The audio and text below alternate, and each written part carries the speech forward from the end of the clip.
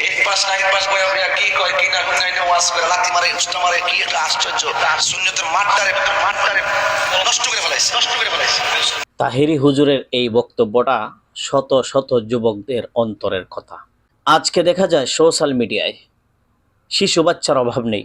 8 pass করে বক্তা, 9 pass করে বক্তা, 10-এ পড়ে সে বক্তা হয়ে গেছে। মাইক হাতে নিয়ে যারে ইচ্ছা তারে চ্যালেঞ্জ দিতেছে, হুঙ্কার দিতেছে, যারে ইচ্ছা তারে নিয়ে কথা বলতেছে।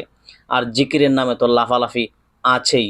শুধু কণ্ঠটা ভালো, আর না আছে কোরআন, না আছে হাদিস, শুধু কিচ্ছা কাহিনী আর জিকির। কণ্ঠ ভালো, সে ওয়াজের ময়দানে নেমে গেছে।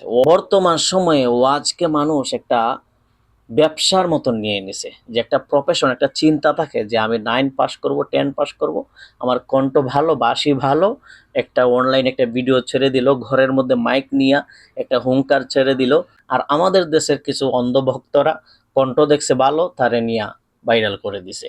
এই যে একটা শিশু বক্তার প্রভাব আমাদের বাংলাদেশে, এগুলা দূর করতে হবে। ছেলেদেরকে বলছি লেখাপড়া করো, কোরআন হাদিসের জ্ঞান অর্জন করো, তারপরে ওয়াজের ময়দানে আসো। আল্লাহ তাআলা যেন আমাদেরকে সঠিক বুঝ দান করেন। আসসালামু আলাইকুম।